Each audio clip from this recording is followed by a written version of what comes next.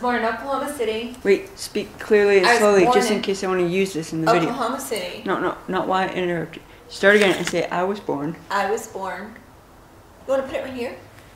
Yeah, but please just say it in a sentence. I was born in Oklahoma City. No, you can't talk that fast.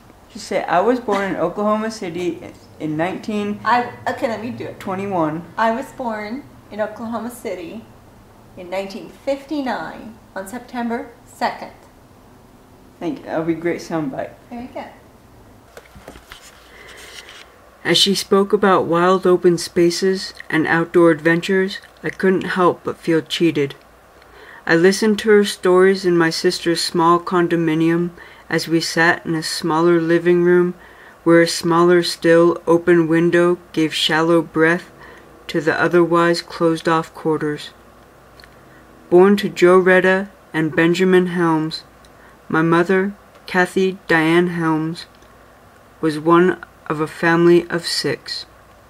After marrying in New Mexico, where they met, her parents moved to Oklahoma country to live on some land passed down through her father's family. My mother spent her childhood on this small 40-acre farm.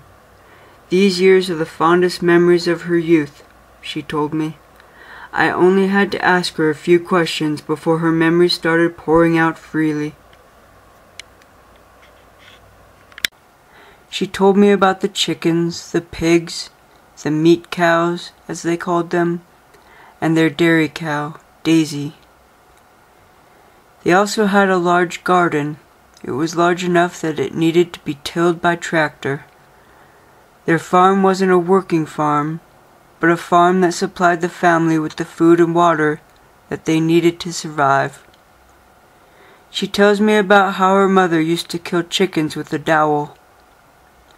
She would grab them by the head and lay them on the ground. Then she would lay the dowel over their necks, step on it, and rip off their heads. She laughingly recalled that her older sister, Rebecca, would throw the flopping, decapitated chickens at Benny, their younger brother, just to scare him. He is 3 years my mother's junior. She told me how she learned about death on the farm.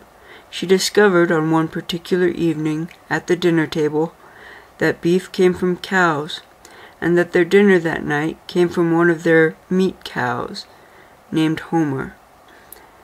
After a day's protest, demonstrated by not eating anything, she caved and was willing once again to eat the fruits of their combined labor. She grew to appreciate that they planted and harvested their own potatoes, corn, carrots, and other vegetables. And although saddened somewhat, she appreciated that the meat they ate came from the animals that they worked hard to take care of. Eventually, she learned to stop naming them. For fun, Rebecca, my mom, and Benny would swim in the filthy cow tank, dare one another to go into the pig pen, or skate around the basement floor with watermelon rinds tied to their feet, an activity they never told their parents about. On days when they felt exceptionally adventurous, they would climb through the fence at the back of their property and enter the woods. In the middle of the woods there was a clearing. In the clearing there were bones and Indian arrowheads. She said, all you had to do was move some dirt with your hand and you could find an arrowhead. I wish I had realized at the time just how special they were. Unfortunately, the farm and her father's low-paying job wasn't enough. So like many people who try to live in 2 worlds, that is, living off the land while living in a market economy, my grandfather decided to go to college. During those years, the kids, all excepting Christy, the youngest sibling, and my grandmother, took care of the vegetable garden and the livestock without him. After college, her dad found work and spent very little time at home. Soon, the stress of living on such a large property and the desire for a larger income to support the family prompted my grandfather to sell his property and move his family to New Jersey. In New Jersey, my mother was introduced to a new population of people. For the first time, she and her siblings had neighborhood kids to play with. At the same time, they were relentlessly teased for their country accents by others. They were sent to relatively huge schools, and their diet became dependent on ready-made meals. Instead of making bread from scratch or eating food that they had raised and cared for, they ate store-bought bread and strange cows from the marketplace. My mother recalls that the whole family started gaining weight because life was too convenient. From the age of 12 to 18, my mother lived in New Jersey. After New Jersey, the family moved west to Washington and into another neighborhood. In Washington, my mom married my dad and became Kathy Diane Johnson. My sister and I have never had the pleasure of living on a farm. However, we were raised in a country suburb and farms were only a short drive away.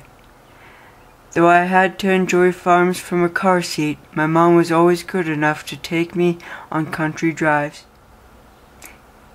In hindsight, I realized that while those drives fueled my imagination and dreams of living on a farm, my mother was probably more than willing to take me because it was a chance for her to bask in warm reminiscence of a happy past. Last year, my parents bought 5 acres in Deming. They hope to buy more land in the future. For my mother, this is a return to the land, a return to her past. The land carries with it the hope of simple living.